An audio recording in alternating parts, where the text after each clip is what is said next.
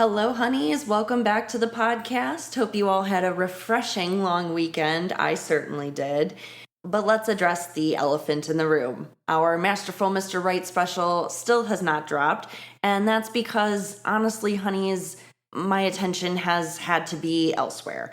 I learned in the last month here that I will no longer be employed by the Wisconsin Historical Society come June 26th due to changes in the funding coming up in fiscal year 2027. And I've been disappointed with that result, but I am trying to once again do my best to, as Ross would put it, pivot and figure something else out.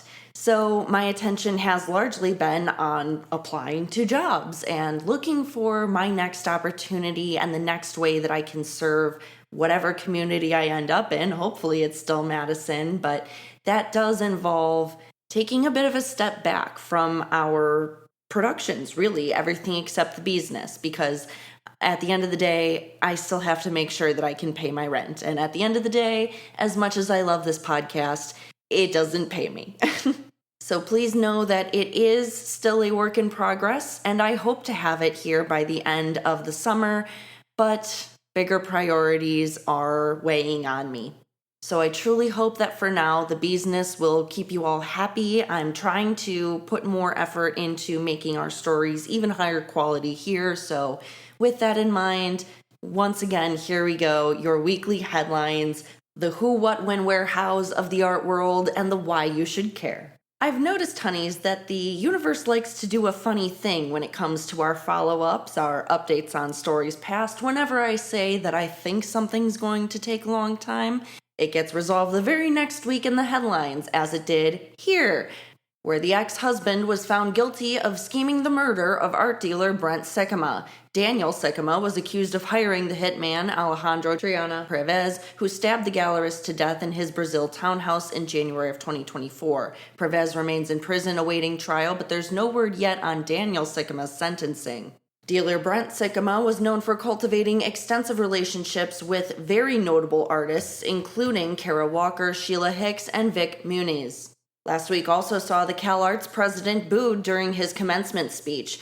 Students additionally held up signs protesting staff layoffs at the esteemed Southern California Art School during the Friday ceremonies as President Ravi S. Rajan took to the stage. A bit of background reminder for the honeys here. The students' discontent is due to the crisis state of CalArts, which is facing a multi-million-dollar budget deficit and significant cuts to staff and faculty who are not taking that situation lightly. The faculty's union held a major quote-unquote chopped from the top rally on campus this past March. And although the union held a smaller rally before the graduation, both the participants in it and students interviewed by Hyperallergic insist that the latter's uproar during commencement, quote, was a spontaneous expression of discontent inspired by but not organized in collaboration with the union, end quote. Matthew Levesque, who received his MFA and DMA from the CalArts Herb Alpert School of Music, tongue twister there, told Hyperallergic straight up, quote, he was booed because many people at CalArts, faculty and students alike, see him as the source of many of the school's financial issues. His main responsibility is fundraising, but CalArts is in a several $million structural deficit that he claims, inner quote, can't be fundraised out of, end all quotes. Yet Rajan's booing was one of many instances seen in commencements this spring as speakers at other schools around the country were met with similar reactions from students, especially when addressing the rise of AI. Which brings us to a point which is very relevant, although not addressed by these graduation protests at CalArts. Just last year, the school announced a partnership with Chanel to create a new Center for Artists and Technology, which, according to Levesque, quote, has been widely unpopular considering the rate at which AI is rendering creative labor negligible, end quote. That center's focus will heavily be on AI and machine learning. Students did, however, tell our sources that they feel the president and the board of the school are increasingly out of touch with their needs and distant from them at large. Another sort of protest took place in Britain last week as thousands decried a right-wing quote-unquote smear campaign against a British Nigerian arts trustee. Over 98,000 people submitted complaints to the United Kingdom's Independent Press Standards Organization, in Misan Harriman's defense after right-wing news outlets published back-to-back articles characterizing his recent social media posts as anti-Semitic, sparking calls for the trustee's removal from the board of the South Bank Center in London. Separately signing an open letter on his behalf were artist Tracy Emin, Greta Thunberg, Mark Ruffalo, painter Peter Doig, and actress/writer Amy Lou Wood. Harriman was appointed board chair of the South Bank Centre, the UK's largest visual and performing arts venue, in 2021, but first gained editorial as well as art world acclaim for his protest images of the 2020 Black Lives Matter movement. He became the first black man to shoot a British Vogue cover for the September issue that year. Harriman has rejected these accusations of anti-Semitism, stating to Hyperallergic, quote, "I've organized for Black Lives Matter, championed women's rights, LGBTQ+ rights, transgender protections, and for the Ukrainians during the war, and no one has had a problem until I started speaking out against Israel's genocide in Palestine," end quote. The story is significant for a few different reasons. Harriman is among the few non-white executives and trustees representing British arts and culture institutions, which, as our sources point out, is a, quote, "scene that has weathered repeated allegations of racism and a general lack of diversity in the 21st century," end quote. So definitely not a great look for him in particular to be receiving some of these accusations and criticism. But also the scale of that pushback, the public support here. 98,000 complaints marks, quote, "the highest ever amount of complaints over a single issue ever made to the watchdog organization," end quote, according to Art Forum. Harriman's got a notable level of support on his side. And Art News was the first to report last week that the Spanish government has threatened to fire the director of the Museo Reina Sofia, saying that if Manuel Segade fails to complete an inventory of the museum's collection by December 31st of this year, lawmakers will remove him from his post. Some necessary explanation here. Segade has been overseeing a quote-unquote transformation of the collections, mostly improving its representation of women artists, as well as museum spaces, renovating one floor of the collection galleries each year since he was appointed to the role in 2023, and which will continue through 2028. But particularly under recently increasing conservative and far-right pressures, as well as a longer-standing critical stance towards the institution's cataloging methods, Spain's Court of Auditors, among other government officials, quote, "are now asking for a physical accounting of the over 25,000 artworks in the museum, as well as comprehensive financial valuations," end quote. Writes Art Forum. The court had previously flagged weaknesses in the museum's internal controls and difficulties tracking parts of the collection, including, according to the report, a 2021 donation of artworks which can no longer be fully accounted for. In a statement to Le Journal des Arts, the museum acknowledged these issues and stated it's currently carrying out a quote-unquote internal regularization process, including the introduction of a new digital management platform related to inventory management, artwork valuation, and collection security.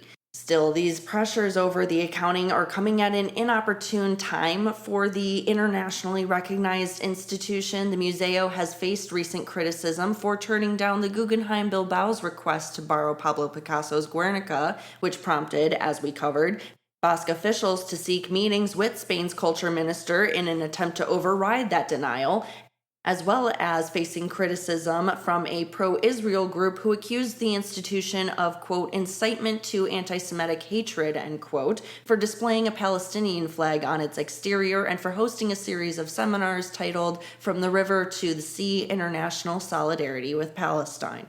The story is fascinating enough for its complexity, but even more so because of the heart of it, this question of what levels of oversight should government have over a museum and in what circumstances? Meanwhile, the Wexner Center for the Arts' workers are calling for the institution to be renamed. Its unionized staffers, the Wexner Workers United, demanded in a letter to the leadership of Ohio State that the institution remove the top funder and clothing mogul Les Wexner's name from its moniker following the discovery of his close ties to late convicted pedophile Jeffrey Epstein. According to WWU's May 21st Instagram post describing that letter, it read in part, quote, "Wexner's name on our building does a profound disservice to the incredible artists we work with and to our community members who deserve to engage with art without feeling complicity in supporting human traffickers, rapists, and pedophiles," end quote. One of our trusted sources, Hyperallergic, wrote that a union representative who spoke to them on the condition of anonymity, quote, shared that negative comments from patrons and visitors about the center's name were, inner quote, directly affecting our staff, end all quotes, and that certain artists now refuse to work with the center. Ohio State spokesperson Chris Booker simply confirmed to our sources that, quote, approximately 500 requests have been filed through the official university naming review procedure since Wexner was formally questioned, end quote, over those Epstein ties, and stated that every request is, quote, thoughtfully considered, end quote. The staff union's members cited the removal of the Sackler name from the galleries at the Louvre in Paris and the Metropolitan Museum of Art in New York as precedent for removal of Wexner's name from the Ohio State campus, so we'll see what the school eventually decides to do.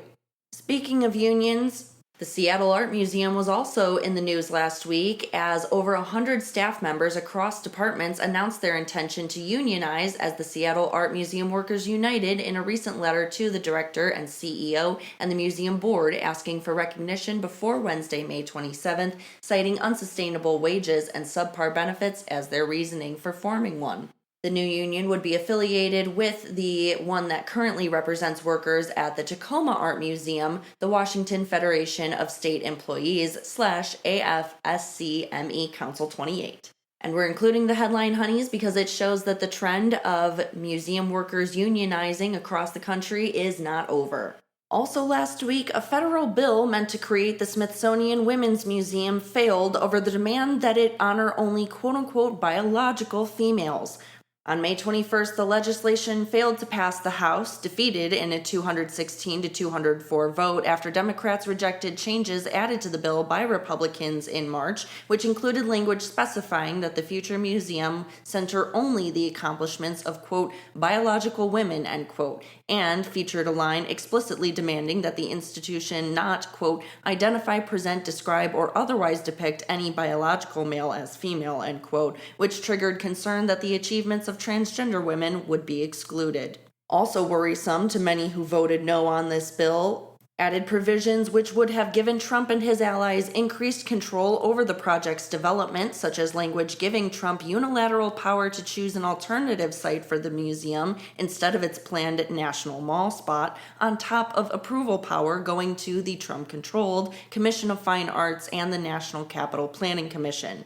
The addition of this language and thus the failure of the bill is very disappointing, honeys, because the museum had enjoyed early support from both parties when development on it began in 2020, but now, Politico reports, some Republicans feel the museum is unnecessary. Others believe women are already plenty represented in other Smithsonian museums and that the creation of a museum specifically for women's achievements is divisive.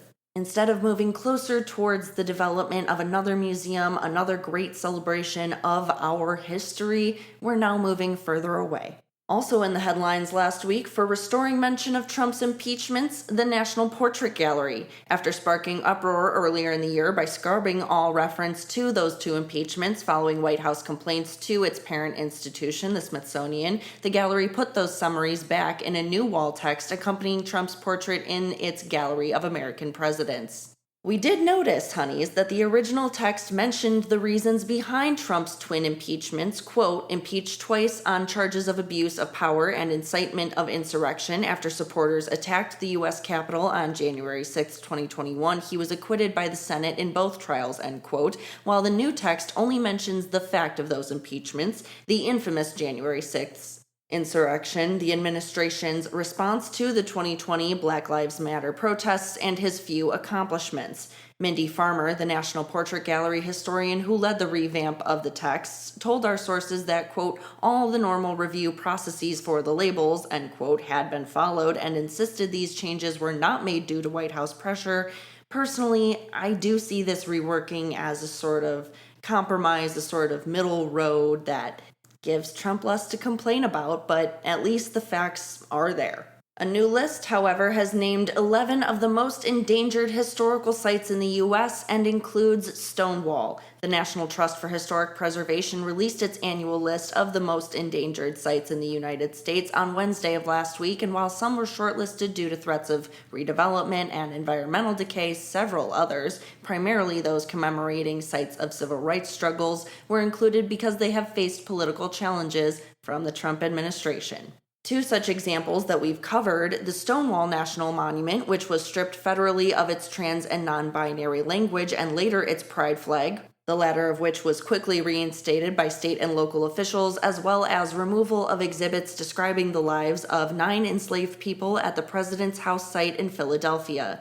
The other listed sites include Montgomery, Alabama's Ben Moore Hotel, the Angel Island Immigration Station in Tiburon Island, California, Greater Chaco Cultural Landscape in New Mexico, Colorado, Arizona, and Utah, the 1701 Swansea Friends Meeting House of Massachusetts, the Detroit Association of Women's Clubs, and, as I said, both of those sites we just discussed. Their inclusion alone is noteworthy, but even more so, for the first time in the Trust's 38-year history, it will issue each of these 11 sites a $25,000 U.S. grant to go towards maintaining itself under duress. And the importance of this work can't be understated, honeys. As the National Trust for Historic Preservation's president and CEO, Carol Keehan, said, quote, "Even as the American people prepare to commemorate the nation's 250th anniversary, consequential historic places are at risk, some through intentional erasure, others from short-sighted development plans, and still others from deterioration or neglect. We wanted to think about those ideas, especially this notion that all human beings are created equal and find places, sometimes unsung places, that not all Americans routinely think about," end quote, and notably, importantly for us, honeys, quote, "by highlighting at-risk sites where the fight for equality happened and by recognizing the heroes whose commitment, resilience, and moral courage can inspire us today to continue to build a more perfect union," end quote. And with that quote in mind, we turn to our next headline about a New York museum championing activism in our current day. The Museum of the City of New York in East Harlem will open the Puffin Foundation Center for Social Activism, which, according to Hyperallergic, will replace the current Puffin Foundation Gallery and will be, quote, "dedicated to civic engagement, social justice, and the city's rich history as a hotbed of political organizing," end quote. There are 5 Why We Cares here, so I'll try and get through them as quickly and thoroughly as possible. The first: the displays in the upcoming Foundation Center will include new interactive elements, for example, a protest music listening station, and will host a range of 6 public events each year.